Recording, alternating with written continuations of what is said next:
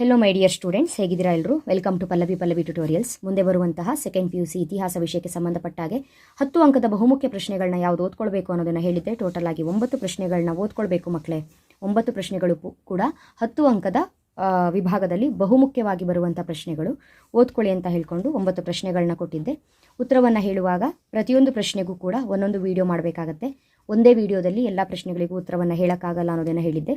ಈ ಹಿಂದಿನ ವಿಡಿಯೋದಲ್ಲಿ ಮೊಹಮ್ಮದ್ ಬಿನ್ ತುಗ್ಲಕ್ನ ಆಡಳಿತ ಪ್ರಯೋಗಗಳನ್ನು ವಿಮರ್ಶಾತ್ಮಕವಾಗಿ ವಿಶ್ಲೇಷಿಸಿ ಈ ಒಂದು ವಿಡಿಯೋನ ಅಪ್ಲೋಡ್ ಮಾಡಿದ್ದೀನಿ. ಅದಾದ ನಂತರ ಸರ್ ಎಂ ವಿಶ್ವೇಶ್ವರಯ್ಯನವರನ್ನು ಆಧುನಿಕ ಮೈಸೂರಿನ ನಿರ್ಮಾತೃ ಎಂದು ಕರೆಯಲಾಗಿದೆ, ವಿವರಿಸಿ ಅಂತ ಒಂದು ವಿಡಿಯೋನ ಅಪ್ಲೋಡ್ ಮಾಡಿದ್ದೀನಿ.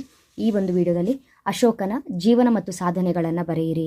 ಅಶೋಕನ ಜೀವನ ಮತ್ತು ಸಾಧನೆಗಳು ಯಾವ ರೀತಿಯಾಗಿ ಬರಿಬೇಕು 10 ಅಂಕಕ್ಕೆ ಅನ್ನೋದಕ್ಕೆ ಈ ಒಂದು ವಿಡಿಯೋ. 10 ಅಂಕದ ಪ್ರಶ್ನೆ ಆಗಿರೋದ್ರಿಂದ ಆದಷ್ಟು ಜಾಸ್ತಿ ಪಾಯಿಂಟ್ಸ್ಗಳನ್ನು ಕವರ್ ಮಾಡಿನೇ ಬರಿಬೇಕಾಗತ್ತೆ. ಉತ್ತರ: ಅಶೋಕನು ಮೌರ್ಯರಲ್ಲೇ ಅತ್ಯಂತ ಪ್ರಸಿದ್ಧ ರಾಜನಾಗಿದ್ದನು. ದೇವನಾಂಪ್ರಿಯ ಮತ್ತು ಪ್ರಿಯದರ್ಶಿ ಎಂಬ ಬಿರುದುಗಳನ್ನು ಹೊಂದಿದ್ದನು. ಇವನು 273 ಕ್ರಿಸ್ತಪೂರ್ವದಲ್ಲಿ ಅಧಿಕಾರಕ್ಕೆ ಬಂದನಾದರೂ ಕಿರೀಟಧಾರಣೆಯಾಗಿದ್ದು ಕ್ರಿಸ್ತಪೂರ್ವ 269ರಲ್ಲಿ. ಈ ಅವಧಿಯಲ್ಲಿ ಅಶೋಕನು ತನ್ನ 100 ಜನ ಸಹೋದರರ ಜೊತೆ ಸಿಂಹಾಸನಕ್ಕಾಗಿ ಹೋರಾಡಿದನು. ಕಳಿಂಗ ಯುದ್ಧ: ಅಶೋಕನು ಅಧಿಕಾರಾವಧಿಯಲ್ಲಿ ಕಳಿಂಗವು ಶಕ್ತಿಶಾಲಿಯಾದ ರಾಜ್ಯವಾಗಿದ್ದು ತನ್ನ ಸಾರ್ವಭೌಮತ್ವವನ್ನು ಕಳಿಂಗದ ಮೇಲೆ ವಿಸ್ತರಿಸಲು ಕಳಿಂಗದ ಮೇಲೆ ಭೀಕರವಾದ ಕದನವನ್ನು ನಡೆಸಿದನು. ಈ ಯುದ್ಧದಲ್ಲಿ ಸುಮಾರು 1,00,000 ಜನ ಪ್ರಾಣ ತೆತ್ತರು. 1,50,000 ಲಕ್ಷ ಸೈನಿಕರು ಯುದ್ಧ ಕೈದಿಗಳಾದರು.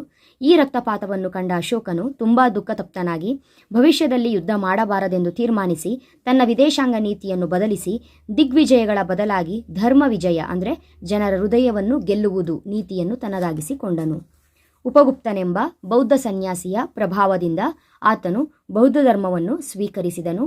ಸಾಮ್ರಾಜ್ಯದ ವಿಸ್ತಾರ: ಉತ್ತರದಲ್ಲಿ ಕಾಶ್ಮೀರ ಮತ್ತು ಅಫ್ಘಾನಿಸ್ತಾನದಿಂದ ದಕ್ಷಿಣದಲ್ಲಿ ಸುವರ್ಣಗಿರಿವರೆಗೆ, ಪೂರ್ವದಲ್ಲಿ ಬಂಗಾಳದಿಂದ ಪಶ್ಚಿಮದಲ್ಲಿ ಸಿಂಧ್ ಮತ್ತು ಬಲೂಚಿಸ್ತಾನದವರೆಗೆ ಹಬ್ಬಿತ್ತು.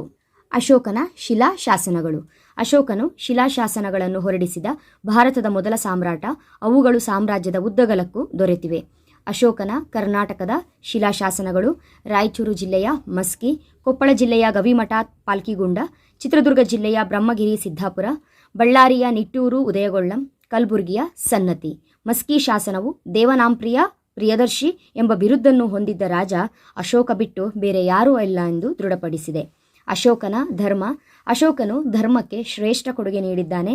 ಅವನ ಪ್ರಕಾರ ಧರ್ಮನಿಷ್ಠೆಯು ಈ ಕೆಳಕಂಡ ಗುಣಲಕ್ಷಣಗಳನ್ನು ಹೊಂದಿರಲೇಬೇಕು: ತಂದೆ ತಾಯಿಗಳಿಗೆ ವಿಧೇಯರಾಗಿರಬೇಕು, ಗುರುಗಳಿಗೆ ಗೌರವ ನೀಡಬೇಕು, ಪ್ರತಿಯೊಬ್ಬರು ಸತ್ಯವನ್ನೇ ನುಡಿಯಬೇಕು, ಸೇವಕರು, ಕಿರಿಯರು ಮತ್ತು ಅವಲಂಬಿತರನ್ನು ಪ್ರೀತಿಯಿಂದ ನೋಡಬೇಕು, ಮಾನವರು ಮತ್ತು ಪ್ರಾಣಿಗಳಿಗೆ ಹಿಂಸೆ ನೀಡಬಾರದು, ಪ್ರತಿಯೊಬ್ಬರೂ ಕೋಪ, ಕ್ರೌರ್ಯ ಮತ್ತು ದುಂದುವೆಚ್ಚಗಳನ್ನು ನಿಗ್ರಹಿಸಬೇಕು.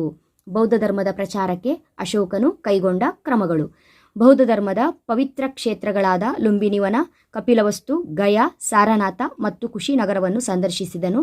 ಸಾಮ್ರಾಜ್ಯದಾದ್ಯಂತ ಬೌದ್ಧ ವಿಹಾರಗಳನ್ನು ನಿರ್ಮಿಸಿದನು. ಬೌದ್ಧ ಧರ್ಮ ಪ್ರಚಾರಕ್ಕಾಗಿ ಧರ್ಮ ಮಹಾಮಾತ್ರರು ಎಂಬ ಅಧಿಕಾರಿಗಳನ್ನು ನೇಮಿಸಿದನು. ಕ್ರಿಸ್ತಪೂರ್ವ 250ರಲ್ಲಿ ಪಾಟಲಿಪುತ್ರದಲ್ಲಿ 3ನೇ ಬೌದ್ಧ ಸಮ್ಮೇಳನ ಆಯೋಜಿಸಿದ. ಇದಿಷ್ಟು ಕೂಡ ಅಶೋಕನ ಜೀವನ ಮತ್ತು ಸಾಧನೆಗಳಿಗೆ ಉತ್ತರ. ಮುಂದಿನ ಒಂದು ವಿಡಿಯೋದಲ್ಲಿ ಇನ್ನೊಂದು 10 ಅಂಕದ ಪ್ರಶ್ನೆಗೆ ಉತ್ತರವನ್ನು ಹೇಳ್ತೀನಿ. ಅಲ್ಲಿವರೆಗೂ ಚೆನ್ನಾಗಿ ಓದ್ಕೊಳ್ಳಿ. Thank you. All the best.